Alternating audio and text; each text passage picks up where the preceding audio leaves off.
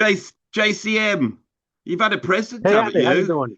You've had a present, Yes, haven't you? Let's see what you've got. There's your wife got you this. I got my 71st copy of Into the Outdoor.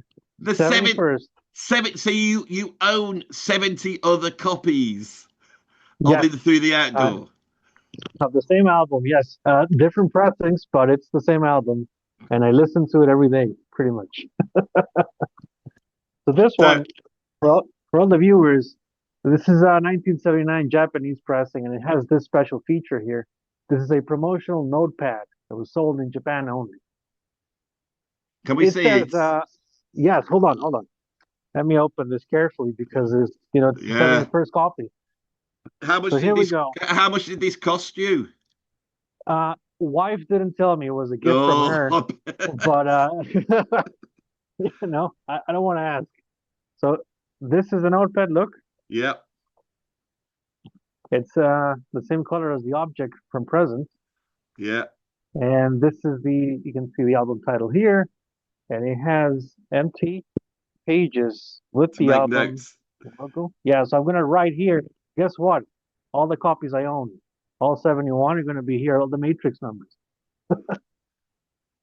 So yeah, Well, I there's a part of me that imagines the band in 1978 or whenever it is when they're pulling this together, going, yeah. "What can we give the Japanese that will be extra special? How about a Led Zepp notepad? Oh, that'll be very useful. That'll be very useful. I can, John Bonham pipes up from the background. Oh, that'll be useful. Yeah, I always want to make some notes when I'm in Japan. Well, they'll be okay now because they'll have their own notepad. Well, Yeah, I mean, what possesses you to think notepad? this is it, man. This It's is the ultimate. it's Storm Thorgerson. It's that bloke, isn't it? He's off his head. Do you Yeah, know what? You know what my theory is about hypnosis? They yeah. had they had a long run of just inventing the most bizarre things to spend money on. And at some point, they must have said, "How about a Led Zeppelin no?" But anyway, so here we are, JCM. For those of you watching at home that don't know who JCM is, I say, how do you not know? Because this guy, as far as I'm concerned, is the leading knowledge on Led Zeppelin in the world. What's that? This is the A track for You've Into got the Outdoors. you've got the 8 track in through the outdoor. Now, JCM creates documentaries. I literally are like documentaries on Led Zeppelin. He explores every aspect of them. You think, well, you can't make a whole documentary on this detail about Led Zeppelin. He's gone into like what shoes they wore and what Yeah, dreams they had. Now, this I'm exaggerating, but every time I put them on, it's full of so much information. They're so compelling and they're so full of thank you. love as well. Uh, I came across JCM because he actually bothered to make a documentary about the little band I was in with Robert Priory and Brian, and I sent that out to the other guys in the band, and they were all like, "Oh my god, he got it right," whereas no one else did. He got his Thanks. facts right. He didn't make anything up. So, um, when it comes to Into the Outdoor in my series where I've been going through every single album, the problem I've got is I love every Led Zepp album, but I don't love In Through the Outdoor. I'm not saying I don't like it, I just don't Yeah, love it. And as you have said a number of times on yours, that was the album that brought you to Zeppelin, was it? Was that the first one you heard? it was one of the first ones I heard, but the album cover is just it was inviting, and it was the first one I got on vinyl. So from there on, I just became a collector pretty much. So it is very collectible because even though I don't love the album, there is a part of me that wants to have all, is it 6 or 8 Six, covers? yeah, Six, yeah. they have six album covers, and each one is a point of view of each one of the characters in the bar. So So which one they're all which looking at the guy. which one am I sat in front of?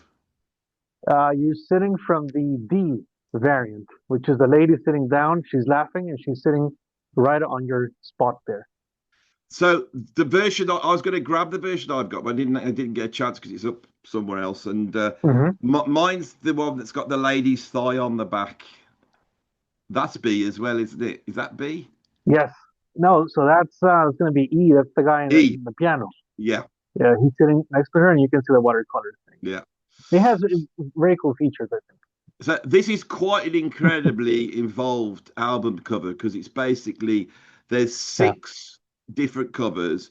It's all focused on this event that's happening with this guy yeah, who's obviously is you always feel he's been like his girlfriend's left him or something. I don't know why I feel that, but that's what I yeah, always feel. And yeah. he's been watched by all these, six viewpoints. Is it that right? True. Uh, and to And and to and stop people choosing which one they wanted, then put it in a brown paper bag, sort of which like sort this. of is like a little bit like the sort of things that they used to put pornography in the 1950s. If you went Yeah, in, so that's that. Now, yeah, inside, another thing is it's the black and white picture. If you add water yeah. to it, it This one. colors are reproduced by adding water to it. Now, when I got the album 40 years ago as a kid, the first thing I did was add water to it, add water to that. So mine's all Did colored you? in. Yeah, which devalues Nice. it, doesn't it? It devalues Yeah. a bit, but I think keeping the album cover in place and the brown paper bag. I can tell you when I buy this at record fairs, it's hard to find the brown paper bag because people just they threw it away when they got the album. I've still got the brown paper bag, but what I did is that I had a rock magazine full of Led Zeppelin photos, so I cut them out Right. and stuck them all over that brown paper bag. So that's and I wanted to bring that. Oh, So I have to be nice. honest, it Zeppelin's covers are amazing. They're a subject all unto themselves, and this is one of Yeah, the great ones. So we love the cover. We've established that, but we're here to talk about I think the context of how it's made, the tracks on it, and then basically what it sort of suggested in the future where they could have been going because this is obviously their last studio album. yeah. um I would, because you're so knowledgeable, I just like to ask you questions to start off with, the as Yeah. though the stuff I I've can do also. the I can do the voice from the docs. You know, this is the making of Into Yeah. the Outdoor. Yeah. I can do that if you want. There when you go. when did they start working on it? What year? They started working on Into the Outdoor in 1978 in April. So in So April they got together, yeah, and and when did the album come Mhm. out? When did it come out? in August 1979 on the 15th. So this is interesting because if we go to the album before, Presence was recorded 75 or Five. 6, 1975, and it came out. Yeah, in So April. Yeah. so they've got a long gap, the longest in their Right. career. So that means they didn't work on any new music from November 75 until April 78, which is the longest gap, of their time away from composition as a group. And I want to say this because I did an episode on it. The unfortunate tragedy, that Robert got the news in New Orleans in August 77, and that shut down the whole tour. From there on, this album is a miracle that it actually exists, because for me, the band broke up not officially, but they were just in separate places from August 77 to April 78, which is also around the time. Yes, this is the making of Into the Outdoor, but it's all around April. Robert and his wife learned she was pregnant with Logan, so there was like a new hope and new vibes around the Plant family and the Plant household. So that allowed, I think, the album to happen. Yeah. But when I played in the band with Robert, Logan would have been Hmm. 2000. So he was born. He was about 20 years old. He was a young Yeah, chap, and I think he'd come to an age where it was like the first time he was going out and seeing gigs that his dad was doing. So that was with me, and so mm, wow. Logan used to come and see all the gigs, and we used to call him Adonis.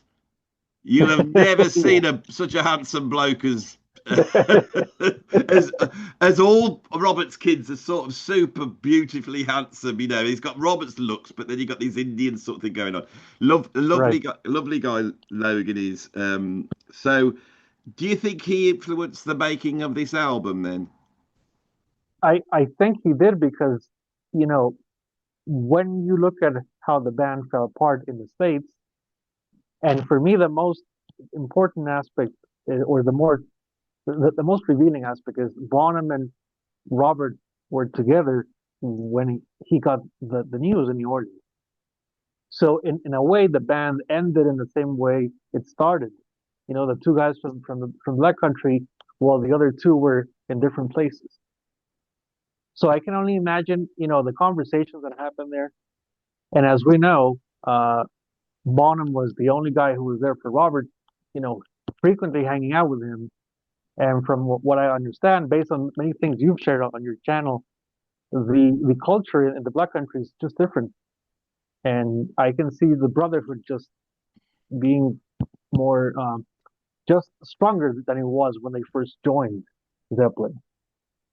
So this is an album that I feel is like a reunion album, you know, because I cannot believe what Robert went through in yeah, terms of losing his son, having Logan, John taking him through that period. I've been told by many people that everyone thought someone might die, but they thought it would be Jimmy because he was really mhm, deeply in heroin addiction, wasn't eating, so he lost a lot of weight. You can see this on all the videos, and really wasn't he wasn't present for this album. He's not there, and John Paul Jones steps in with his new keyboard, and that's the yeah, story of Into the Outdoor. But I think Robert actually changes because I think this is only my opinion. Led mhm, Zeppelin was Jimmy Page's band. It's something everyone needs to understand. Jimmy Page was sort of superstar level. So yeah, Bonham and Robert would have been going, "Oh my God, Jimmy Page has asked us to be in his new band. This is amazing." It's like Jimmy Page was a star. right, yeah, John Paul Jones was an arranger, producer, writer, so he came in to do that job.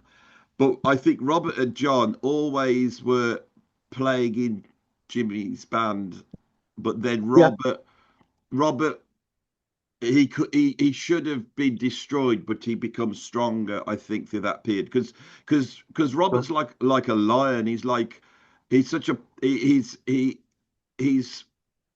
he's an incredible guy. The strength of his character is not like your average musician. There's something really agree. powerful. There's something poetic about. I always say he's like a cross between an elf from the Tolkien elves and Yeah, a big game hunter like Clark Gable in Magambo. He's got a strength, and then you yeah, think what he's gone through. And the thing I like about this album is the balladeer aspect of Robert. His ability to sing a song sure, I think starts to emerge here. It was always there, but I think especially on "I'm Gonna Crawl" and correct. "All of My Love," you suddenly see this other side of Robert, and that's the seeds of Hmm. what he's doing at the moment with "Saving Grace," what he was doing with Correct. "Raising Sand," Alison Krauss, where he now Yeah, sings songs. He's not true. just a big crotch and "Ooh Baby Baby" and lots of jokes. It's and Yeah, so and I think that all gets overlooked. So it it came out 79. They then prepared to go on tour, I imagine. yeah. Um, They did the four dates, two in Denmark and two in Nepworth in the yeah, UK, and then they toured in June 1980 until July 7th. So and you know that was pretty much the tour for the album. Now, if you listen to, I know you're some of you viewers know this, July 24th, 1979 in Denmark is one of the absolute comeback gigs for them. That gig is so good that you feel that it was recorded in 73, especially for Jimmy. So they still had it. Um, but like you said, this is like the uh, stepping stone for Robert's solo career and just his attitude in general, because I think he knew that he had to be as human as possible as a musician to evolve, and that's something I really applaud, you know, from Robert's career, and his latter period albums are just they get better and better. And that is why I worked on on your band and the documentary I made on the band you were in because I thought it sounded great. So See, the weird thing is that when I started the Priory with Robert, actually in 1997, hmm we're only like 17 years after John had died, and yeah, now we're talking 45 years. So wow, we were closer to that. hmm That the what Robert was trying to do in terms of his career, it's been a long process, and the Priory, although not being that successful really in terms of what Robert was doing, it was the time when Robert really started to look at this sort of what I call the balladeer songwriter Americana, yes, you yeah, know, thing that he's done. Uh, yeah, but that really, I mean, you could pick out bits. There's nothing on Presence that's like that. Presence is full on no, Zeppelin, yeah, virtuoso, rock, power yeah, trio with a singer, you know, type of yeah, band. You know, yeah, there's bits and bobs that crop up, and they're always like the sort of Led Zepp 3 stuff. But what you get on into the outdoor is something else because it's suddenly there's a much wider palette of song types, I suppose. yes. And if you listen to this, like if you compare it to Presence, Presence does sound like it's very funk influenced. It's very jam based, and you mentioned this on your video on Presence. The um, the roots of Achilles Last Stand, of course, they come from Dazed and Confused. But into the Outdoor, I think they really work on the songwriting from scratch. Like you can hear, of course, some of the drum beats from Physical Graffiti on, let's say, Carouselambra. We can get into that further, but I really feel that, in my opinion, this is the most uh, profound album since the third album. Because in the third album, they're almost there. You know, they're already famous, but they're almost to the point of breaking, you know, new grounds with Stairway and becoming just super famous. Mm-hmm. And this one, they're in touch. They're getting back to their uh, humanity because they were seriously, you know, they fell from grace hard. So this is a similar playing field for me to the third album. That's So interesting. you know, when I play this, it does sound like guys in their 30s going to the studio, and we cannot record Hot Song for Nowhere again. We have to have songs, and I agree. The ballad aspect is very profound with Robert because he's now singing. I mean, I really like his solo career. So this for me is like these are the humans behind the rock pose. And Bonham's drumming, you know, man, he was definitely listening to Steely Dan and all those people. He Yeah, progressed. the thing with Bonham is it's quite rare that if you plot him from the first album, he's just getting better and better and better. And in Yes. terms of the drumming on Into the Outdoor, Yeah. or I mean, you know, Fall in the Rain and all that stuff, that has become more now because of the internet, because people can listen to it on its own, and it's just Yeah. sublime. You can't believe that somebody can sound like True. that. So Yeah. he's on fire. Um, they're very, like you say, very strong songs. I mean, Zeppelin aren't a melody band normally. There's Yeah. something else, but here we start to get very strong melodies across the board. You're starting to make me want to listen to it again. This is what this video needs to be. That I've got to go back. So let's start with in Yeah. the evening. Uh-huh. Now Yes. in the evening for me was like I this is the closest to what Zepp were before. It's sort of the only Zepp-like track for me on the whole album, right? Yep. It's Yeah. got this classic. It sounds like a Jimmy Page riff that it's so weird because it's got the tremolo on Dive. Mm-hmm. Now, I'm not. I have a vague memory of Robert saying that he actually came up with that. that riff. I'm not Interesting. sure that might be the case. It's worth putting out there because it is actually quite strange in terms of riffage, isn't it? It's Yeah, quite strange, yeah, even though it's heavy. I like In the Evening. Robert sounds like good. Elvis Presley on there. On the verse, like I think Yeah, there's like a, is that a verse or yeah, after the chorus there's like a I think G major verse going on, yeah, and I can hear that yeah. on the Oh, singing. oh, and did Yeah, you love? still love, Yeah, dun, dun. Yeah, yeah. Or and did you love? Very so that's the balladeer thing that Robert got yeah. from like because Oh, he loves Elvis, but also people like Ralph Donner and people like that. He loves those mm. singers, and I'm thinking uh, rather yeah, carry on. I have to mention something regarding Robert's vocal style on this album, and it's the fact that on the '77 tour, which for all '77 tour haters out there, is one of his best vocal performances, because he had to relearn how to perform. You know, he had the car accident, so he's really focusing on the singing more than before, more Mm, than the '75 tour. So I think by the time he's singing in the evening, he really took note of all the lessons from the road in '77. When you listen to Nobody's Fault But Mine, you know, live '77, any show, he he has it now. You know, he pinpoints what the strengths are, how his voice is changing. So what I like about this album is that he's not. It doesn't sound like he's overdoing it or he's, you know, he wants to sound like the guy he was before, and he's really fitting the song again, the mm. songwriting. You can feel that there's a backbone there. The riff does sound like it was worked around chords more than a riff. And just a quick mention here, the rehearsals for this album, they discarded several ideas that Jimmy brought to the table. So, you know, this may shed some light on maybe why Robert wrote this. One of the ideas was, of course, found on this record. Yeah, Take My Tree comes from those rehearsals. which You know? yeah, Yeah. Jimmy Page and David cover version.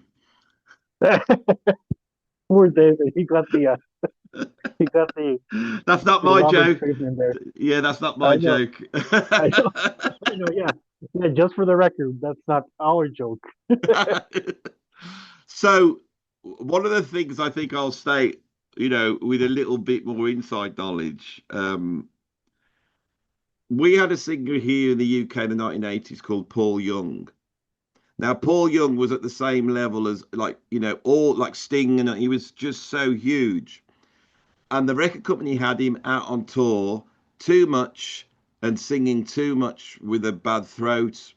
And he's basically Paul Young. The reason why he's not the force he was is because he couldn't. It ruined his voice. The Wow. rec being put out now. I think something happened to Robert through that earlier period when they were just touring and gigging and touring and gigging. They're doing 3 hours. He's singing, getting colds. You know, Yeah. bad throat, whatever it is. I think his voice. He's lucky to have had a voice. I think he's had to negotiate. He had to in Zeppelin. He had to negotiate his way through to fight. Now, Yep. I prefer his modern voice now to the early Absolutely. voice. It's because he sings the song. I mean, I've worked with him, and he's when you're next to him and he plugs the mic in and then he sings and you hear it. It makes hair stand on end. He's an Yeah. incredible singer, and I feel sometimes Yeah. people malign him because he's not singing up high like he was. Right. Yeah. But I mean, I've said it before. The magic on this record is the fact that he's not singing like Black Dog. Yeah, I mean, can you imagine that voice on this album just it doesn't work? yeah. I love that intro for In the Evening, and that's one of the things. The first time I heard it, and by the way, I got the album because the guy, the record store I bought it from the first time, he hated Zeppelin, and when I got the album, I remember they said, "Oh, that's the Zeppelin album you're not supposed to like," and that triggered me to want to listen to it. The intro for In the Evening it feels like a continuation of Jimmy's sequence on the song remains the same, where he is in front of Mm. the lake. That eerie drone sound, so well achieved, because it really sets the mood for what's coming next. And I've always found those sounds in the intro are just fascinating from a soundtrack point of view, which I think Jimmy They're was really they're going into avant-garde stuff. they're masters of drones. It's like this is one Yeah. of the Zeppelin things, is the drone. Deep Purple don't do Uh-huh. drones. Black Sabbath don't do drones. Free don't do True. drones. You know, True. Pep do drones. And you might know this. The drone on in the evening. What is it? See, Yeah. all well, I'm like when I've all my life I go, is that a synthesizer or is it some weird hurdy-gurdy or is it some um, John Paul Jones magic that I'm not, what is it? Uh, so it's a have you seen the Ebo, the one you put Yeah, on the guitar? yeah, It was like a early version of that. It was done by the guy from 10cc, uh, Lol Krem, I think is the name. yeah, yeah. So you put it on the string, and what's stimulating is like a violin bow, like this on the string. But still, I've heard some demos of the machine. To achieve the sound we hear on the album, that's a whole different story. And that's you know, just the brilliance of Jimmy the arranger. Like Jimmy knows how to. He should have done more soundtracks, if you ask me. Yeah, And we and get this we intro proves it.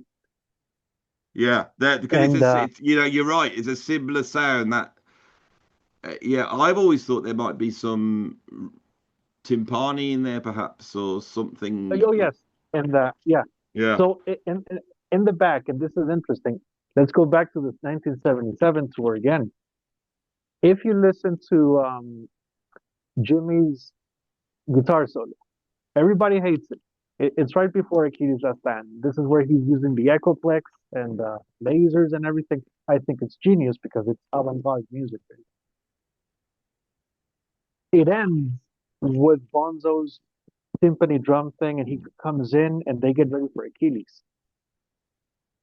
Because Jimmy sets, they leave the Echoplex running in E minor, of course, so they can go into Achilles. So in the evening, kind of has the guitar solo section from 77. It's like they love this bit so much, and this is when Bonham started using the synth on the timpani. And I'll look for this. There's one of his solos because I do concert summaries, like putting notes on the concert. He starts playing Hola Love on the timpani. And what I think one of the sound guys does it, or his roadie or assistant, they start to play with the pitch. So it plays the exact notes the Hola Love riff is playing. mm. So Bonham loved the timpani with the synth going on with the effect. So in the evening, it's like, hey, remember 77? We're back again, and here's a song. It just hits you. Great. And Man, Jimmy Page's guitar solo in the evening, absolutely incredible. Where again he's like do the opposite. It sounds like he's got the tremolo depressed, and it's like cracking yes, open. It's yeah, unbelievable. And I, yeah, recently I've gone back to Jimmy Page. Actually, this is the Firm album. And I thought his guitar approach is in you just because you know the Zepp stuff so well, you forget the sort of architectural, bizarre, otherworldliness of his guitar solos, and it's not about yes, chops at all. no, He's like a wizard, absolutely, you know. yes, Something that's missing from our modern guitar heroes is that amount of personality. yeah. I, You, I I have one of my viewers. He sent me a gift, so he sent the tab book for Into the Opera, all the songs. hmm, Starting that solo is so hard because it's just so personal. It's like T for one. The soloing there, he evolved again. We're talking about evolution. Robert with his voice, yeah, uh, Bonzo's drumming. John Paul Jones was always great, from the day he was hmm, born. yeah, And Gino was also evolving. So when I hear the attacks of, oh no, he was just diminishing returns, try playing the solo from In the Evening like that. And then after the solo, this is one of my favorite parts, is the quiet section, the slow section. Where did that come from? And Jones plays this great synth backdrop. And unfortunately, with the way the story ended, that part always gets me. I think some of one of the reasons I buy this album so much is that I want the band to continue. If we go Yeah. deep, and it sounds like that section on In the Evening. I think it's a variation of E minor. Then they go into Page's signature, the C chord. Is it C sus or something? Again with the drones, and it's like an endless drone. You can loop that. Mm. Man, I love that section from In the Evening. It always gets me. Yeah, you've sold me on that. I always like that one. So that's classic Zeppelin, yes. So what's the one after that? Because Yeah. I couldn't even tell you. Southbound Stories or Fall in So the yeah, Rain so or Fall on the second Hill or track. yeah. No, it's not full name. No, Um, it's Southbound Sours. It Southbound should be Stories. Swatis. It Yeah. should be Swatis, but they misspelled it, so it's Sours. What do you think about that song? This is this the sort of are they like doing a like a calypso or something? Is it like the hokey cokey? It has the frenetic piano at the beginning. Like You're gonna have to play it now I when you can't hear it on your headphones. I have heard it so many times. I've sat there and yet I can't even retain it. I Wow. can't Okay. retain this one at all. It's Okay. probably now when I decided to do this series on Led Zeppelin, I thought I'm going to do this because I could talk at length about every single track off the top of my head with no research. We've just done In the Evening. It's in my bones. This Right. one, can't remember it. This is how I am with this album. I can't remember it. Yeah. What what Well, what did what does it start with? so with it started was you mean like chords or what's Yeah, the what's the intro? This is uh terrible. This is. so now the drums there are a total love with different accents, but it's the same idea. It's the same backbeat from Total Love. I'm gonna have a quick listen to it actually because Yeah. You I've should. caught I, I, I've just caught myself out to be honest, and I thought I would know it, no, but you should listen. It's better if you listen to it because I'm not gonna sing it. I'm I'm not a good singer, so no, I, let's I have really like the beat there. this is what it's all about. I got to let's have a listen, shall we? Because Yeah, I know live reaction.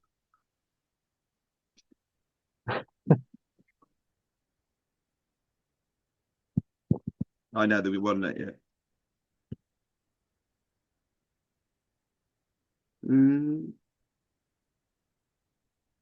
And then it's super happy. The song is really uplifting, very uplifting. Yeah, it's I know which one it is now. Yeah, I never Uh-huh. liked this particularly. Now I'm older, just putting it on now. It's like I can hear Yeah, what I couldn't hear as a kid, which is it's almost like that Eddie Cochran something else, that hmm yeah, but yes, Robert's vocal is very sweet, but also incredibly unique. yeah, But as a kid, I'd be where's the guitars and where's the right. hip And hoppy drum beat? if yeah, if you look at the what Page is doing on the arrangements, like the quick bits he's doing. Fun fact: this is uh, Jamaica, pretty much the same idea on Jamaica, and it's like a doo-wop thing. So it's like their take on Jamaica in 1978. I love it because the rhythm section is really it's really strong, and I can think of a reason they didn't play this live because it's really exhausting on your hands if you play it on piano because Jones is doing this all the time. Yeah, it's proper boogie And also, woogie stuff. Yeah, and let's add the fact that they recorded this at ABBA's studio in Stockholm. So this has like an ABBA feel to it. Now, let me throw away a controversial thing here. It's not, it's not confirmed, but if you listen to the recording, sometimes I feel there's a hi-hat overdub on top of it, like Over the Hills and Far Away, which is not a bad thing because ABBA did that, for Yeah, production reasons.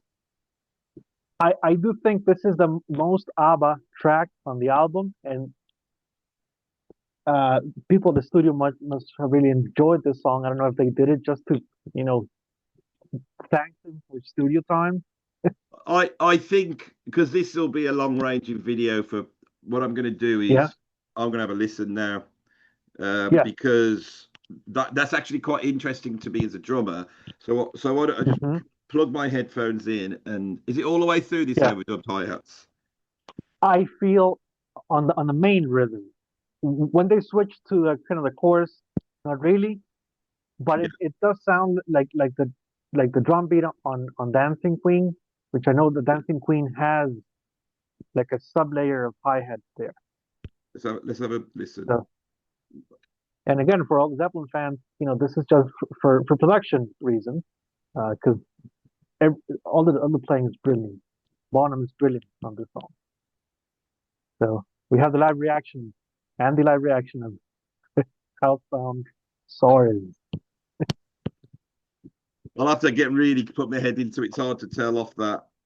Hmm. Of course, this headphone's not compatible with this. Nothing's compatible anymore with anything. So Yeah. no, I won't worry about that. The reason I asked it is because um, that those sort of Eddie Cochran beats are unbelievably hard to play because they've got like this sort of double hand shuffle thing going on. Um, when I, Right. when I was a kid, I played like in a Bonham, I played like that. And then I can remember watching this soul review thing on the TV, and this drummer came up, probably something like Earl Palmer, and he was going blah, blah, blah, blah, like that sort of rock Uh-huh. and roll beat. Um, I came to those through Bonham. Bonham was a master of that. Okay, now Hmm. my best friend and mentor Kevin Gammond, who was Yeah. best was that Robert knew obviously in the 60s with the band of Joy. And I'm sending out all my love to Kev because at the moment he's really not very well. He's in hospital and he's not Mm. very well, and that's a terrible thing.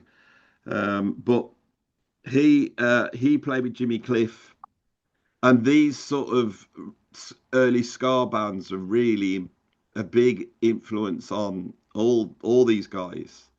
And there's Yeah. a way of playing drums, and it seems to resurface here as well. And it's not reggae. Everyone goes, "Oh, Jamaica's reggae." No, it's actually sort of this mixture of ska, soul, and on Hmm. House of the Holy it says, "Does anyone ever remember Rosie in the originals?" Because they're pointing to what they're referring to here, which is something they love. Yeah. So, yeah, this one, as I think back now as an older, I think this is a great song. Actually, really, really good. Yeah. Yeah, I That's two. yeah, Two that's out of that. seven. Yeah. I couldn't remember it, but Yeah. I love that way that Robert goes, that thing. Yeah. Yeah. I love that. So many singers don't realize the arsenal of effects that a singer can have. The great singers do, and how pop songs can be based upon a vocal effect, which is Yes. not just a note. This goes back to Louis Armstrong, goes back to early recordings Mm. where rappers understand it. They can make a hit record out of some. Buster Rhymes Yeah. does that, and it's very similar Yeah. to Buster. So yeah, I like this one. I'm going to go back to that. It is good. It is good. Yeah. Good. But I don't. I know. I So don't. I know. I don't like the next two. So what's the next one on the list? Is it? Is this? Is this Fall in the Rain? Isn't it? Pull in the Rain is next. Uh, yeah. I Okay, don't. so let's hear I it, Andy. yeah. I don't like it. What is it that you don't like? Is it them trying out like different musical styles, the melody on the song, Yeah. It's like. I mean, singing? obviously, Bonham's drumming. He's great. Hmm. He's. This is in the lineage of Steely Dan. Bernard Purdie, the halftime shuffle for Bernard Right. Purdie. Then Bonham plays it here, and then Toto. And this is like in drum world, this is a very important thing. The drumming's great on it. I just find it a bit twee. There's a certain, even with the track before, Zeppelin could go to what I call pastiche. Right? House Hmm. of the Holy's got pastiche, couple of pastiche. Rock and roll's a Yeah. pastiche. Yeah. The blues, Bring It On Home. The start of that is a pastiche. The last track on Led Zeppelin 3 is a pastiche. It's like they're not trying to be authentic. They're actually almost like parodying. You know, when Robert comes up and goes, and does all these sort of things. Yeah. And I Yeah. find this one is a pastiche of what I don't know, a calypso-y, Yeah. and there's a calypso breakdown in the middle where it goes ding ding ding ding ding, ding, and it's all very like here in the UK we used to have this theme music for the cricket. Ding ding ding ding Okay. ding ding ding ding ding ding ding ding. Okay. So Well, I'd rather listen to that than this. It's like I don't okay. know. I don't. It could be me being like, this is not what I want from my Led Zeppelin, is them doing the True. calypso. Yeah. I mean, But then I can again, understand. Yeah. there again, Yeah. and this makes it worse in a way. Black Sabbath do a calypso on Supernaut, and I love it. They do. Yep, I don't remember that. you What track do. is it? Supernaut. Oh, that's right.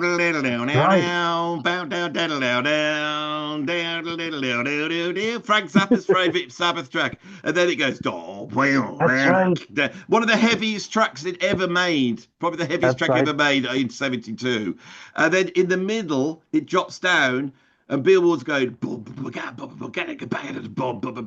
and then this acoustic guitar comes in, it goes, and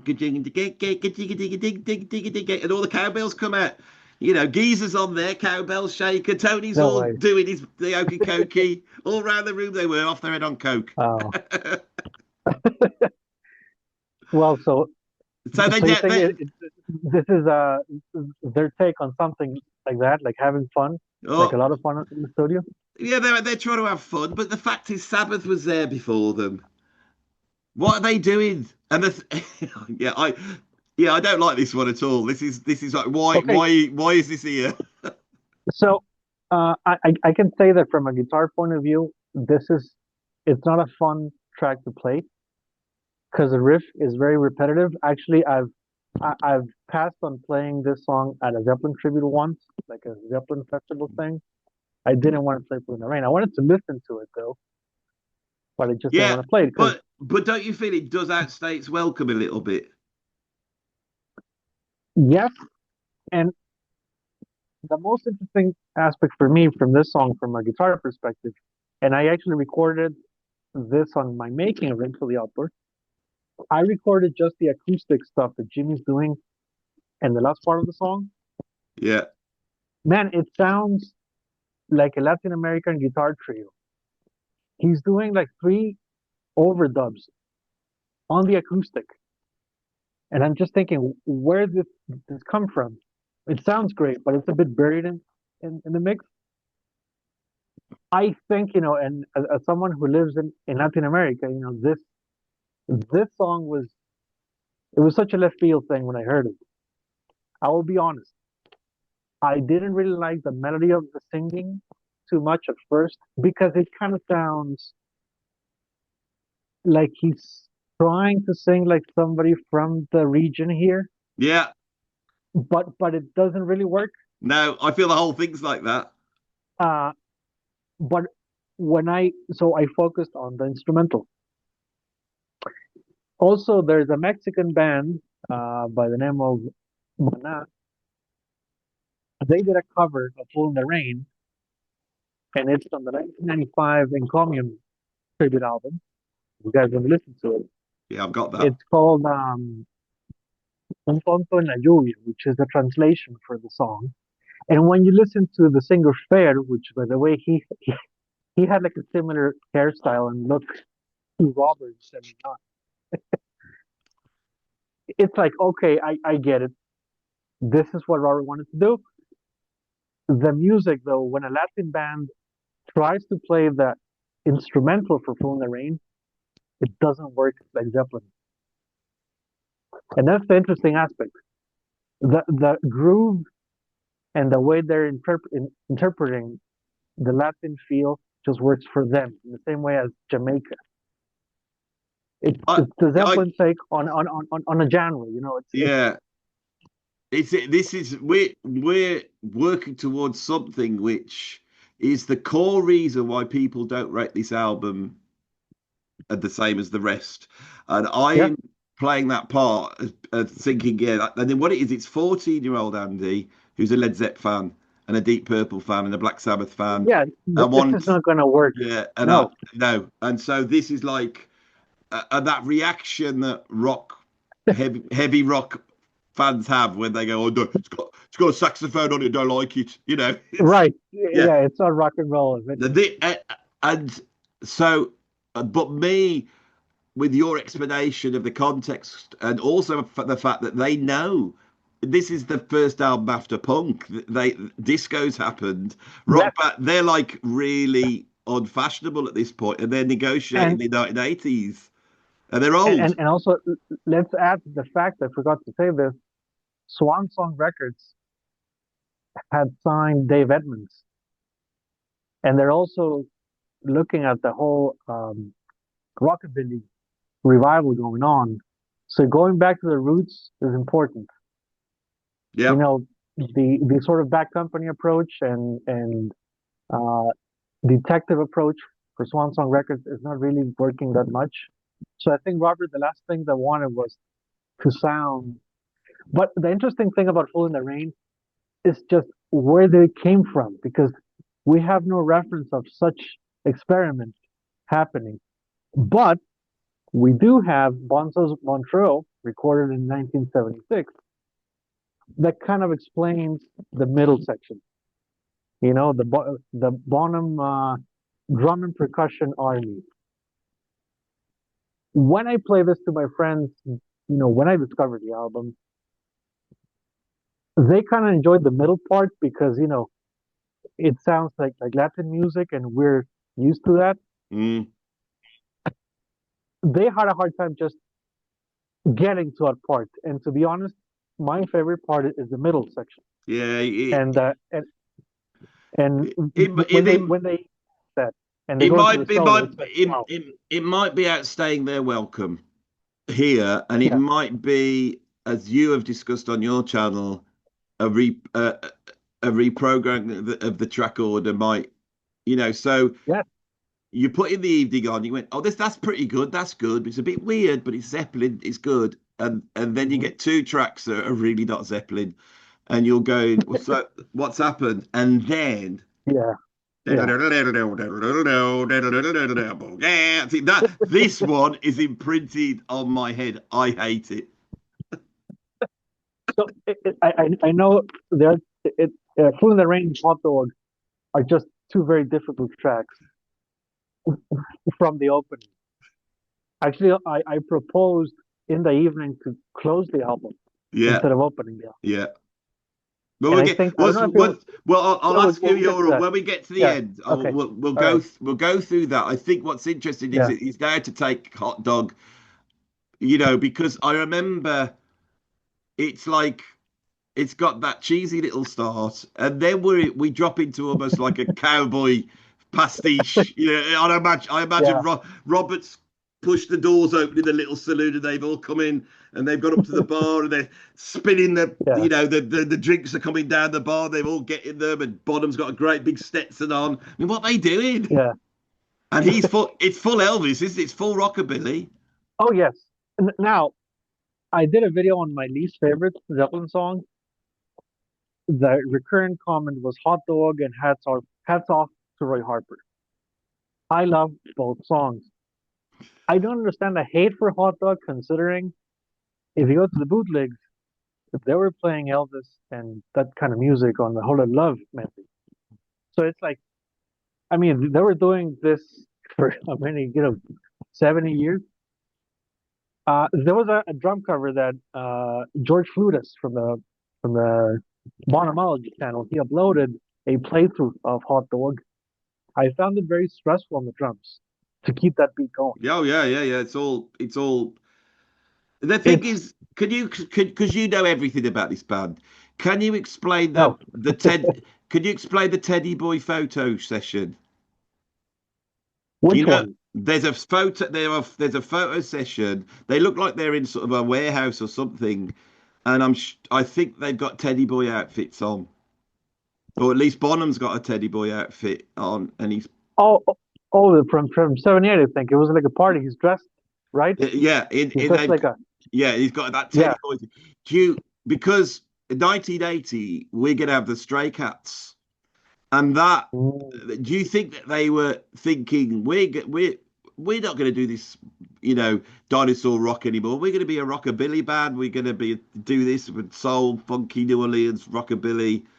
You know, I mean, they had to find something new, and I mean, it was they were recording this 10 years after the first rehearsal, so the music scene changed, big time. Where can they go? And the records, 1978 records, is one of my personal years in albums, sound wise. I think every record from '78 sounds great. Don't ask and me why, but oh, I love them. one of the strange thoughts I'm having is the fact that were there any singles released off this, and which ones were the singles? Can you imagine that they picked your favorite songs as the singles? "Pull in the Rain" and "Hot Dog." The reason I just brought that up is that I think that was quite wise.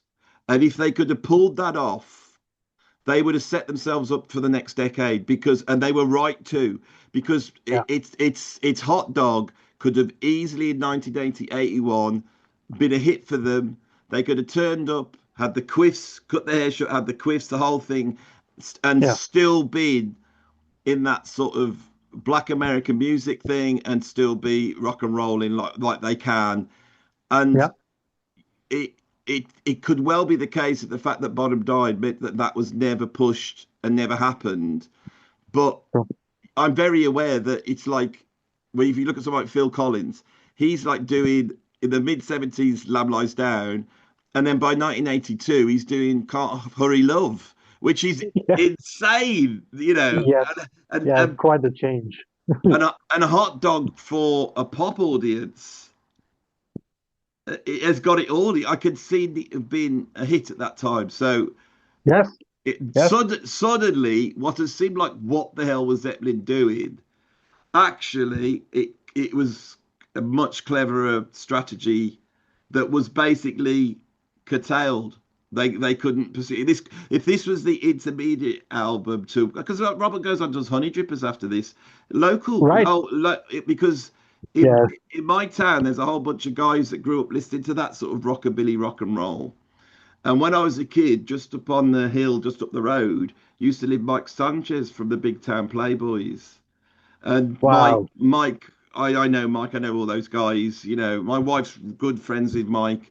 And the first time I really met Robert and Kev, that was with Sanchez. That's what their thing is. And Hmm. there's people in my town who are experts on this, and Robert would have known them, and he pulled them all together for the Honey Drippers. When he did the album, he pulled session players in, but when he was gigging it, so Robert was wanting to do that. He wanted to explore that. Yes. He wanted to explore Right. that. Yes. And And and mhm. what's the single that he had where he eats the chocolate eclair with a lady? You know that one? Off which one is it? Because From the first years, no, it's like from the first couple of years. it's in the middle. It's in the middle. Maybe Manic Divana era. Anyway, um, it's worth looking at the singles that Robert put out in the Yeah. 80s, because I think you'll find, oh yeah, it's actually a lot closer to what they're messing around with here. Also, I think that because the power shift, there was a power shift, I believe, in the Zeppelin camp. So after August '77, it became it wasn't Robert's band, but how Robert felt was key. It was that, you know, it wasn't what Jimmy wanted to record. It was how Robert felt and what he wanted to do. Well, Robert wanted to So be a teacher, didn't he? He wanted to be a school teacher. yes, yes, and that period of just the last period of late '77 and '78. Um, I can only imagine because I have no proof of this. Just Robert's face looking at Jimmy learning Full in the Rain. Because I mean, I do not know this. It's just my perception, but I almost feel like if we're gonna keep doing this, we're gonna try new stuff. Because I don't I, want to I, rehash. I've got to tell this story because, and I tell these stories so people understand what Robert's like, because how down to earth he is, and Hmm. when he said he wanted to become a school teacher, perhaps he said, look, well, I want to do this, and maybe they to keep him in, they said, okay, we'll do these ideas, Brent. So if you imagine you're there, um, we I had to organise a photo session for Robert for this thing, and the day that we organised it was the open evening at my college. So Robert turns up, and it's full of parents. They're all walking around. So I'm like Okay. going, Rob, don't go walking off, Robert. It's like the general public seeing. You're going to like Yeah. cause a big thing. The superstar walking around like that. So he's in there, and we're doing whatever we do, and then he disappeared. He's gone for about an hour, hour and a half, and then he turns up. And I said, "You all right? Yeah, yeah." Just had a look around the pipe. That was it. The next day, I go to college and I walk in. My students are like, and I said, "What's the matter?" They said, "You're not going to believe this, Andy." He said, "We were rehearsing upstairs because I was in the building. I'd said to Uh-huh. a bunch of six kids, you can rehearse in here tonight." So they're rehearsing upstairs, rehearsing away, and then suddenly the door opened. Robert Plant walks in and gave them a lesson. Not just chatted with them, gave them a lesson, sat down and taught them. Went through like recognition. He taught them how to do the keys. He talked to them about songwriting. He did a full-on lesson with them and Wow. then left. And they were like going, they could not believe it.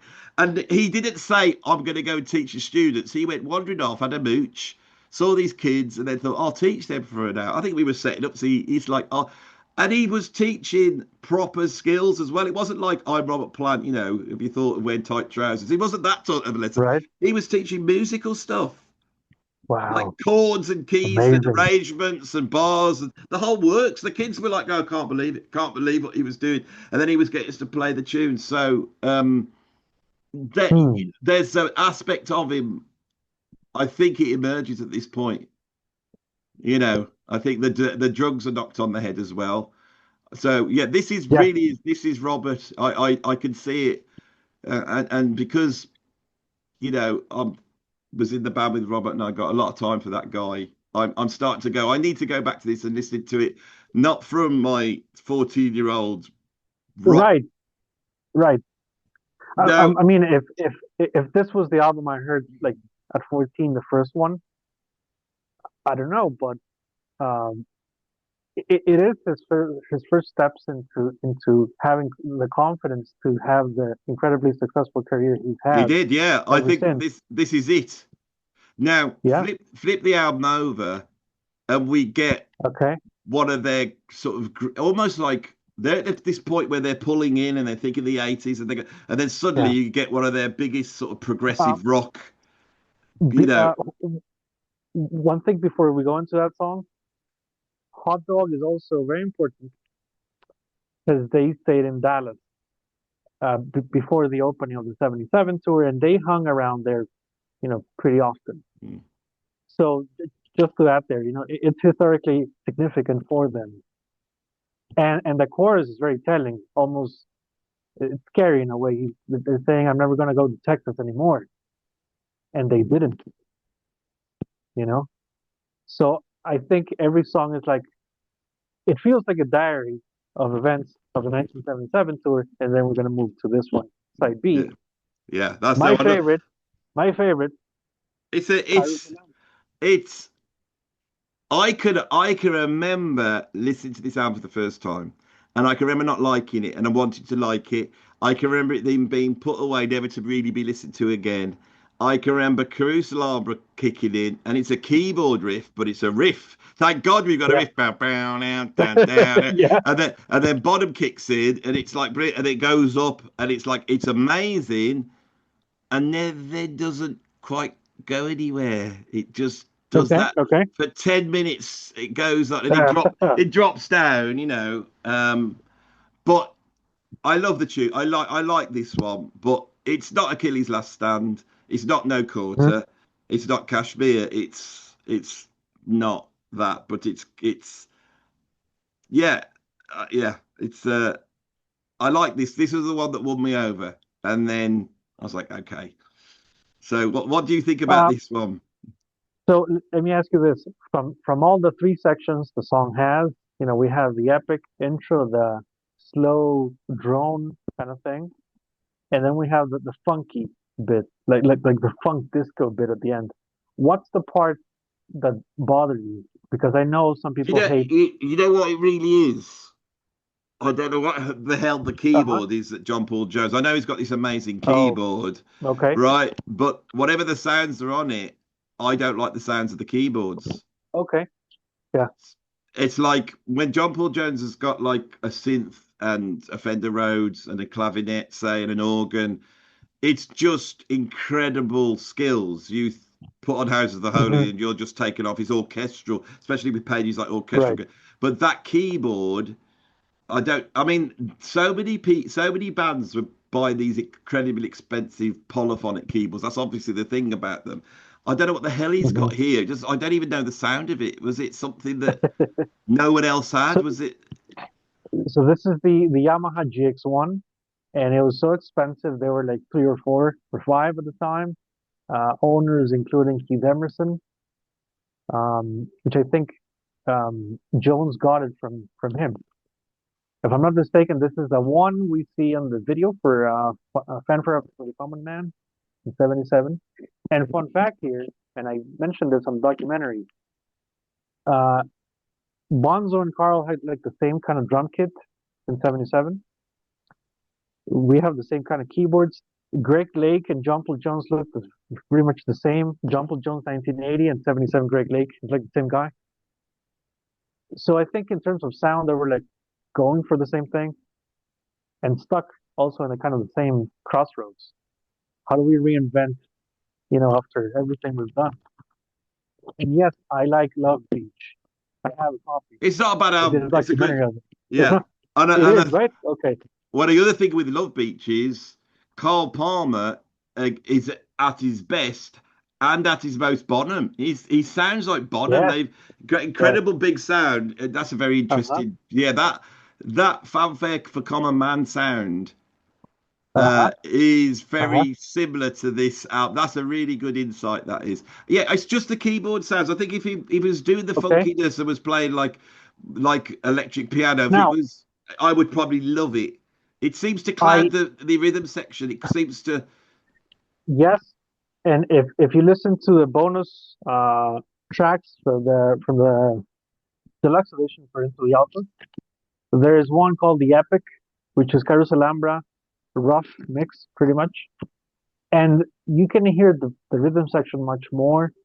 You can hear the bass much more. Yeah, I think the album also suffered a bit maybe from the some of the production choices that buried some of the elements, that's it. I which is think that. unfortunate. Yeah, I think there's a heaviness that it's in the mix. See, I'm learning it talking to you. This is what I love on a video. We're exploring this now. This is Hmm. what we're here. Anyone's watching it that's foolish enough to go on this epic, because this will be a long one.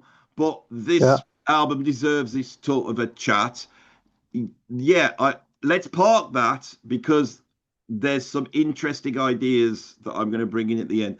Right, the next track is my favorite track on the album. It's completely unlike Zeppelin, but All of My Love is just a beautiful song. You can't not like it. It's probably Led Zeppelin's most songy song. Robert's brilliant on it. The melody's brilliant. Page's guitar solo is beautiful. It's just it's brilliant. It's not Zeppelin, but I love it. That this is if I was doing the Yeah, best, if I was doing the best of Led Zeppelin, it has it, to be. it would be. I can only put one track off each album. That this is the track I would put, and I think it's the Yeah, one. It's the one that's impinged itself the most on public consciousness and had a cultural effect. So this is the track for me. I love yeah. I this mean, one. it's. I mean, from the drums to every element in there, and the way they approached the ballad, because it kind of sees it looks into the '80s, like saying this is the way power ballads should be. Please follow this. Yeah, And no, most people didn't follow these rules. They did something else. yeah, Uh, Jimmy's uh, playing. He's playing like the great session player that he is. yeah. It is. It's amazing, Tasteful choices, and the also tastefulness. that like how his guitar works on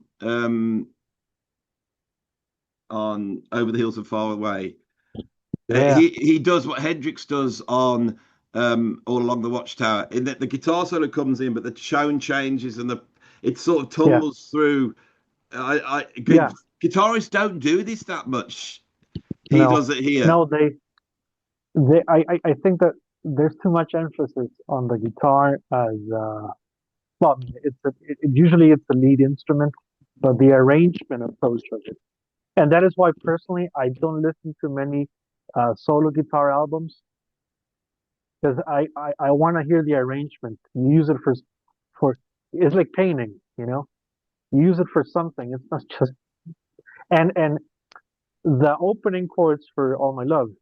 Jimmy's doing a minor triad, but he's muting the strings and getting that hit to sound like that is very difficult. I don't know if he's using a wah wah like to shut some of the uh, high frequencies, but he's only playing this like chuggy, like reggae almost thing. And then he's using the Telecaster B bender, which has a special mechanism to uh, bend the second string only. And he's employing tasteful country licks Yeah, like a in pedal there. steel. Yes. So he didn't, I mean, uh, he's very prominent on the album. I've studied the guitar parts. It's like nobody took the easy way out making this record. Yeah, And that's an interest that goes against the normal narrative that he was sort of yeah, ensconced in drug addiction, so John Paul Jones had to come in and no, rescue it. Whereas actually, what we're no, looking at is they'd had much more intelligent conversation and says we haven't done anything for a long time. We're coming back. We're going yeah, into the 1980s. We need to change, and they could have yeah, well put everything in place to change. And I yeah, think you can't just drop like that. This could be seen as a very intermediate album if that other album had come out afterwards that was their 1980s yeah. album. And Um, when you listen to John Paul Jones's keyboard solo there, I yeah, mean, that's I love that. I love it. It's so melodic and it's just like it's like Zeppelin going, oh yeah, we could make pop records if you wanted to, and exactly if we wanted to. yeah, Yes. I mean, I arranged Mellow Yeah, Yellow for Donovan, remember that, and it's right. like, and we wouldn't just do it the normal way, we would do it the Zeppelin way, Yeah. it's like And that. because it's interesting when they go past the chorus into like the power chord section, which is like the call and response, we get a little bit of classic Zeppelin, like the big hard rock Zeppelin, but then they finish that with the open chord and Jimmy just doing the bend. That's such an elegant way to make a pop song, which brings me to the concept of the album. It's a reunion record because Robert singing to his son. So this is the actually the I think the defining song of the recording session because everybody knows what it is about, and I can only imagine the emotions going I into can't. a song, I can't even go and near that bit of it. and yeah, Yeah, I and can't think that. if you guys want to search this on YouTube, type "All My Love" outtake. On the beginning of that tape, you can hear Jumbo Jones going into the intro. He screws it up. They stop and they laugh. You can hear Robert laughing, Jumbo Jones laughing. That really speaks of the mood, what the band was. Because imagine Robert's about to sing this. There's a mistake at the beginning, but they take it easy. And then they proceed to record just the whole thing. You can hear this take. It's a fantastic bootleg. And it's a song. I mean, it's a song that for me is much better than most of the stuff in Presence and Graffiti, up there with the Rain song and Yeah, songwriting. I don't know. I think so. And then we come to the Yes, yes. final studio track in the Zeppelin catalog, which is probably in my bottom three tracks. I hate it. I hate We're Gonna Ah, Scroll. I hate it. It's like really boring for a long, long time. And then Robert starts to scream. And not scream like Robert Plant screaming like a little girl that's seen a big spider come into the room. no, Don't, no. Uh, So you don't like that song at all? I You think it's too don't long, like it too at all. slow? It's like it's boring if it didn't have Robert screaming at the end. But as a kid, I can remember sat there and he was screaming and going, "What's going on here? This is like I hate it. I think Okay. I think it's my least favorite Zeppelin song, Wow. followed by Hot Dog. Those Oh, would be come on, man. they're the two least favorite ones in this whole. Wow. Who what? Okay then. What do you think of this tune? I bet you love it, don't you? I love it. Yes. Uh, if I have to rank the album closers is one of the, it's high in my list. This was the last song they recorded at Polar. So if it feels like the last thing, it's because it is. Uh, I have the date here because I just wanted to give you a date. November 23rd, 1978.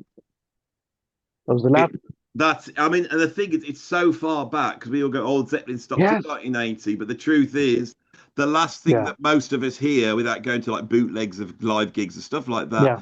the last statement is November the 28th. It's like 2 years before the Yeah. dissolution of Led Zeppelin. There's so much time It's flapping around here. yeah. Yeah. Uh, I mean, if we think of it in studio terms, yeah, it's very different from the first period. I like this song very much because again, I just tie it to the whole concept. It's like the perfect goodbye for what's next. And Jimmy's solo, again, he, his solo is amazing. And I like the fact that he's not overplaying. It sounds like he's battling something. Yeah. And personally, I love the way it ends with that high bend, but he kind of hits the note, he kind of doesn't, and he just falls from there. And he leaves it. He doesn't do like a proper page conclusion to the note. He just leaves the high note and it kind of quietly fades away. And I was just stunned the first time I listened to it. I do think playing the song doesn't really work live. I've tried it, and that chord structure just feels off live. This is a studio product. Yeah. Uh, but I like the power because it's like T for one, but it's no longer for one. It's for nobody. They know you know it's over in a You way. see, this is why you're a good YouTuber because what you've just done there has like enlightened me on what's great about this song. And it's Yeah, also you've added something of yourself, not yourself, but it's your love of the band means yeah, you've reached deeply into it. And I want to go back to it now because I'm going. You're right. yeah, It's like the Pages of the last guy in to switch the light off, Yes. and they've all left because it was And Page's project all along. correct. And He's like, yeah, and so I'm going, okay, forget Robert screaming. I just don't think I was old enough. The Zeppelin albums, they're like so deeply ingrained in me, except for this one. But it's all very childish. And see, I put on, say, the Untitled album or Led Zeppelin 3, and I'm astonished by them because I'm older and I get how incredible it hmm is. I might need to go back to this one. I was going to listen to it this morning before, and I didn't, um, which is good because I've been able to play this sort of 14-year-old right. boy that goes, "Where's the riffs?" And you've been able to go, "No, Andy, there's something else. There's something else going on here." And Yeah, actually, when you know, like, yeah, it's like the final episode of the Fresh Prince of Bel-Air, and they finally leave that route, yeah, and he's the last one yeah. in. The Fresh Prince is the last one. I, I always interpret Robert's scream there. I love that scream, to be honest, because for me, it's like what he's feeling Yeah. going into the 80s. Like, guys, I'm about to break free and be myself because I cannot be, you know, the song remains the same and all that. I cannot go back prior to 1977 because my world ended as I knew it in 77. Oh, it's this is brilliant stuff, and I've had Yeah. this series that because I'm not doing Coda. This stops. I Oh, decided that come on. already. That if I do Coda, it will have a different thumbnail, and you'll just be called Coda. And I might get you back to do the Coda thing, and actually Okay. pull together all the other stuff that hangs around as Yeah. well, all the bits and bobs. I'll get my big box sets. I'm sure you've got them all. But that is the you are right. That's the last track, and I I've lost my thread. Yeah, I've lost my thread. Because what I was going to talk about at the end is hmm if this album is seen as not being quite as great as the rest, what what is it that could be done? If do you think it would benefit from another mix that's not so reverby, Yes. lumpy, and keyboard heavy, and a reorder of tracks? Do you think that might give a different spin to it? I listened to this uh, actually when I bought, I don't know the exact copy, but I think it was my 52nd copy of it. I went to this collector's house and he was selling a lot of records, including this one. But I think after watching me listen to the album, he was like having second thoughts. Like maybe this is a good album. We listened to it through a high-end stereo system with compression on, and the rhythm section just hits you so different. And I'm talking about the old compression, the ones that, stations used to have. Yeah, I know exactly what you mean. Like that inboard Yeah, valve compression that you yes. would have had in built into Uh, the yeah, radio console, which made all records sound better. You tape them off the yes. radio in the Right. That's true. 1979, and then you go, "What? This doesn't sound as good." Yes, totally. I know. Yeah, that's it. Yeah. So when I listen to music here in my computer, I put the tracks with some compression on it because I want to have that feel. So going back to your question, I think production, yeah, could have been just a bit beefier. It didn't help that we cannot really hear what Robert's singing in some parts. Like Carouselambra is a stuff of legend still because, and a myth, kind of, because there's debate on some of the lyrics. What's Robert's actually saying? I have the Japanese lyrics here, and they're a bit hilarious because some of it is not accurate, but I don't blame them with that mix. Um, this is an album of a power struggle because Jimmy, he finished mixing this in February 79 in, in Sweden. Robert was not there because Logan was born in January 79. So if Robert got power on the creative side of things, Jimmy had to deal with the mixing and the production.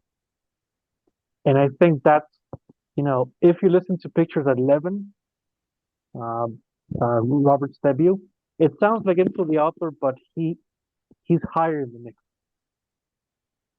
Yeah, it's a lovely sounding So album. That is. yeah, It's a lovely I sounding album. listen to that album often. Yeah, it's got like for the 1980s quite a stripped down sound that is yeah. Hmm. Like, what would be your order then? Oh man, I have the episode by the way. It's Yeah, go what and if check it's a the what if Into the Outdoor. JCM's links are down here. Go and check his stuff out. Yeah, I honestly, I don't say this. There's a load of YouTubers I like. Some I watch because they get on my nerves and all that. But yours, it's always like I go, I'm going to watch a film tonight. No, I'm going to watch a thank JCM you, documentary because thank you. you have a way of making them feel like proper documentaries, but you have your own style and there's so much Thank stuff in there. You bring so much in from live gigs, so you hear all you've it's there's all these sort of improvisations, all these drones you've been talking about. They're in the background. You bring your own music into it, which I love. So everyone go and check him out. He's how many subscribers have you got at the moment? 30,000. Is that right? It's been like 30,000, yes. So that's really And good. That's brilliant. But go over and subscribe because thank you, well, it's guys like thank JCM and me that it's keeping you. this that we're keeping it alive at the moment. Yes, Now, one more thing. I want to just I was going to end with this. I'd planned it already just to show I'm not totally just off the cuff. My background is actually AI. oh, That oh, that view doesn't quite. I fed it in and then reshifted it and that's shaped true it. here. Yeah, Those chairs are different. it's not that that is AI, and I thought I'm going to have the AI view. So they do this album. Everyone collects it. You've got 71 copies because of I the have 72. Sorry, 72 yeah, at the moment. I 72. just got my 72nd copy So he's recently. sorry, he's got 72 copies and he's got which one have you got the most of in terms of the covers? Which one's the most popular? The C cover, which is the guy from the guy's perspective in front. He's Yeah. sitting from the bartender's perspective. And what did they use on the CD copies? What became the sort of later on Uh, the official one was the B cover, B? That's the one I've got, yeah. and for the remasters, they just stuck to A and they stopped doing all the rest. Um, there's something I Now, want to say about that. the reason I say this, the reason I brought Uh-huh. this up is if now with AI I can create now my own view, right? That'd be nice. Would you think it would be morally right to feed all this into AI, split it all up, and remix it? Because Well, man, this is something that no one's talks about this, and Led Zeppelin are a brilliant example of a band that can still make a ton of money, and they could easily split this up, do another mix. If we're talking about it and people go, oh, I'd quite like to mhm. hear that mix. Same with the live bootlegs. There's all those bootlegs that now can be fed into AI. They could be re Yeah. um, the drums could be re-triggered based upon So, bottom so, sounds. Is this so, so right? here's so here's an idea. I think that the new perspective should be from the roof, so you only see the hat, and that should be the new mix for Into the Outdoor. Because I'm an old bloke, but with those six. That you know what made me think about it. You know what made me think this. I was watching a documentary on the 1925 Phantom of the Opera film, Hmm. and there's millions of different versions, and nobody knows what the right version is, a sound version on it. Now, when they filmed it, they needed two versions of it. So rather than just reprint it, believe it or not, they filmed the whole thing with two cameras. And so bits have survived, but they've been able to pull together the two camera angles. And that Wow. means there is now a 3D version of the 1925 Phantom of the Opera when the filmmakers had no idea that 3D was a thing. Now, Very this cool. is interesting in that there's six views. You should be able to recreate that as a virtual room. Yes. You should be able to Yes. walk into it. You should be able to put goggles on it and be in there. Yeah. You bring an important topic here, aspect of why I love the album. Also, I forgot to mention, I see music in colors. Okay, so this sounds the way it looks. Like Presence, I've always had a tough time because the key just doesn't sound like that album cover for me. Yeah, I, yeah. I, Well, I I love Presence. this is such. I could come back and do a whole video on this for you. Yes, please So you're do it. you're not a somnambulist. They're the ones who fall asleep and then go sleepwalking. What are they called when you see color? Sun, Like the Synesthesia, I think. scriabin. What's it called? Uh, Photosynthetic. yes, Photosynthetic. yes, So do you yes, literally see the colors? yes, and I see it on the guitar. Like every fret has a color. So, for example, B minor, everything on the seventh fret is like orange, like shit, like great, like orange gradient from the lower string to the lightest string. So, I kid you not, I have bought some albums based on that. For example, Steely Dan's underrated masterpiece, Gaucho.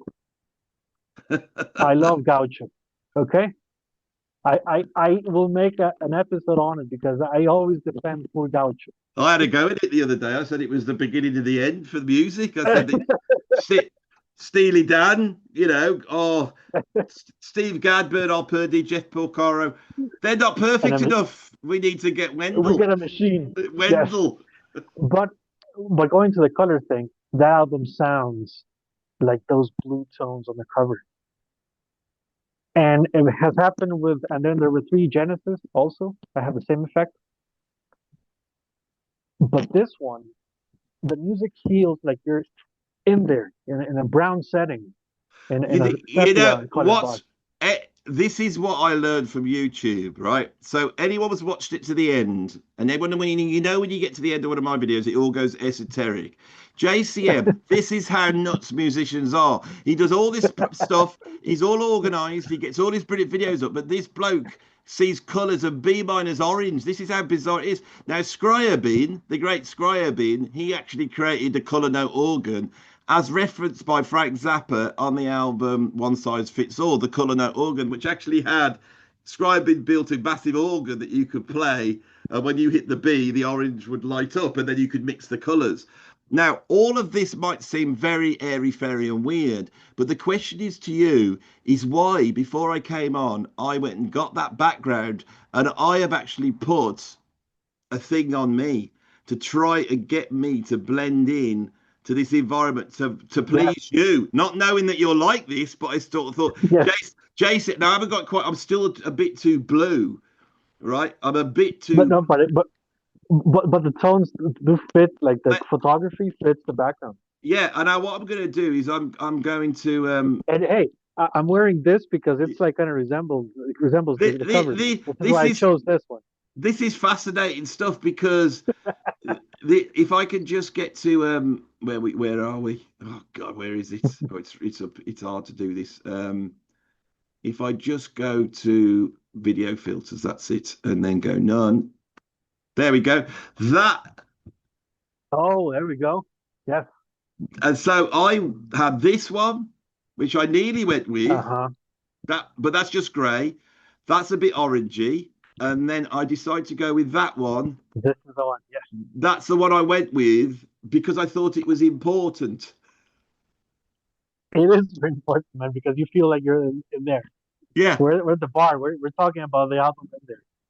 So, like artwork, and this is another topic we can maybe discuss one day. But artwork and music is is a is a deal breaker for me, and it comes because my mom, she's a painter. She studied painting. So since I was a kid, I've had a relationship with color and watercolor paintings and all this. So it is important for me. So I when I was find a record, I was a painter. oh, okay, so you, I did my degree in fine art. I'm a painter. oh, Yeah, wow, these colours, this sort of colour yeah, is especially with me with this blue. These are what I call earth colours, and it's like it's almost like if you wanted to plant something in the ground, you plant it in these colours. They're earth colours. They're it's like autumn going into spring, and you put the stuff in the earth and it grows out. it's the color of autumn going into spring. It's not spring colors. Yeah, It's you're sowing. You're getting through the winter. You're coming out of it, and the if you were painting the burnt umber and sort of ultramarine, you could almost paint everything. When I was like stuck as a painter, I would just mhm, paint in burnt umber and ultramarine, and then a white. That would be just those colours to try and bring me back, because it's almost like the blank canvas, and you never get to talk yeah, about these things, but this is actually what art's made out of. And the fact that, even though this sounds so bizarre, I want people to see that what is the coincidence of all this, that yeah. that That's and this pretty is wild. where I say music is the closest thing we have to magic, because when you think, oh, Andy did all that and he changed it, and then you come and say all this, and you've got that, and you've put that coat on, so it's not just like subjective Yeah, madness. We both sort of know it. Now, going back to Presence, I've always felt that Presence was not a success because the album cover, it should sound like Kraftwerk or something, and yet it does. yeah, It's not. yeah, It's all hearty and funky, and it yeah, should have had a different cover. You yeah. know, It sounds. I mean, it sounds. There's so many colors going on, and the color palette of the cover is like it feels like they're stuck. There's no movement, and that's not the way the album is. So I do. I mean, anyone who can see my thumbnails, I always take time with the thumbnails. They've always got, like, sometimes they I can take, see it. and often when I feel the need to make some music, every now and then I make an album because I've got to make music. That's what we all have to Yeah, do. The first thing yeah, I do is I get into Photoshop and I start pulling things together, scanning drawings in, photographing stuff. I'll go for a walk, and I'll create something. And when I create the album cover for the album that doesn't exist, it's like the idea of what I'm about to do forms, wow, yeah. because I understand 100%. yeah, and this is interesting. Of course, these guys would walk away and give hypnosis tens of thousands of pounds to go off and, And on the documentary, on the Hypnosis documentary, I think Jimmy said that the album cover was better than the album. That hurt because I'm like, dude, your playing on the record is brilliant.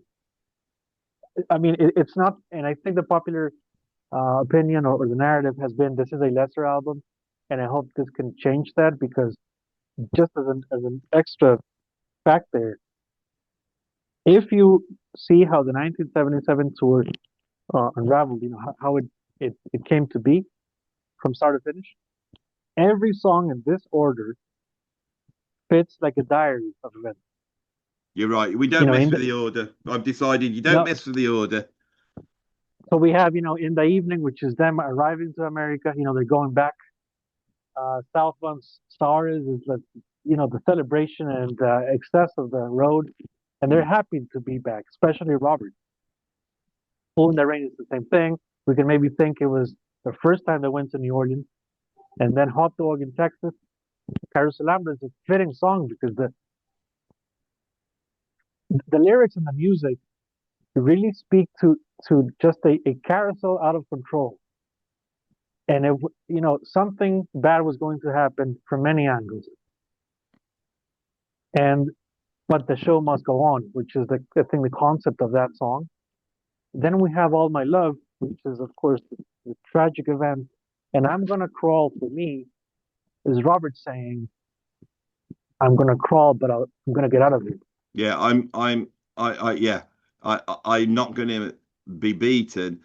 I am going to crawl No, my way out of this. That's as much as yeah, I can muster. and and and I mean, and he did. I did a video on what happened to Robert Plant's voice, and he not only conquered that, but he just looked at his career. And again, that is why I did the video on the Prairie of Brian. The video nobody wanted to do, but I was just obsessed with it because it's like the endless chapters of artistry in Robert's past. Well, Just amazing. I'm going to finish up now because Yeah. this, and I'm not. This the funny thing is, I'm not. I'm finishing up not just this video. I have created like how many out? Is it 10 albums? Is it? So I've done and it's taken a while to get through all these. I've gone through every single album track by track. I haven't done Song Remains the Same. I may do it at some point, and I may do Please do Coda. it. I want to see it. Now, all the way through this series I was doing, I was aware that you are the man. And so I'm like going, this is great, but it's not like Jace. Go and see JC. Well, I mean, I mean, this is just a bloke talking in a room, you know. So you hung over this project of me doing these albums all the way through, and so I had an idea that you'd be on the last one, not just to cover the album that you love, but also the fact that you know, I go if I wanted when I wanted to do say Led Zepp 3, I'd go watch your one of your videos because then I knew all the facts. Like you know, I knew all the facts. Then That I didn't have to do any research. You know, that by the way, I still got to do that one because I haven't done two and no, three. So you haven't done. I'm getting it. So when I got to the State of Heaven Untitled, I wanted to do something a bit epic, and that video is strange in this series because I'm out and about, right? And I walk through and I find a graveyard, and there's all sorts of things going on. The main video is shot with me sat in the countryside, right? I am not sat in the countryside. I am sat outside the outdoor of In Through the Outdoor, the actual Oh, outdoor. I am sat yeah, outside, and I don't know if I mentioned it in that yeah. video. I remember you mentioned that when we talked the first time. Yeah, so Uh, my idea was I'm going to finish up here wow. and point back to the whole thing I've just done. So you've got the epic Led Zepp 4 Untitled video, which I also is very epic. Here we are just chatting Uh-huh. now at the end of it. Yeah. If you want to go back, what you will see is I'm actually sat in a pub car park. And I'm not going to I didn't want to film the pub because I don't want it getting inundated by Led Zepp Right. fans. But I know for a fact that that pub, um, to access the pub, you had to go in through the outdoor. Yeah. Wow. And That's that's the missing yeah. part of the And puzzle. I also know that Prince loved Led Zeppelin.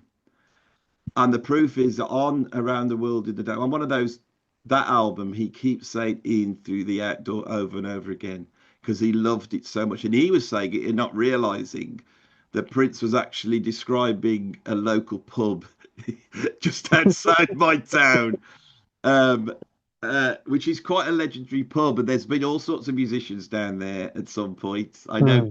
I know Lenny Kravitz was in that pub at one point. So this, Wow. I've pointed to it. Yeah, it's named after in the UK.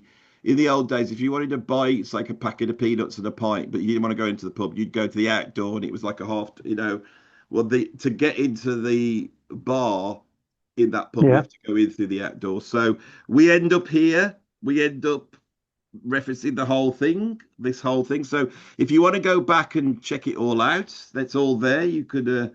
I've done every single album. I want to thank JCM for helping me out with this, and Thank you, I Andy, for having me. I feel I was quite moved by your description of I'm going to crawl, and I like that. So um, I think what I'll do is just reach up, find the light switch. Robert's gone, John's gone, John Paul Jones has gone. It's just Jimmy Page there, and he's going to switch Ooh. the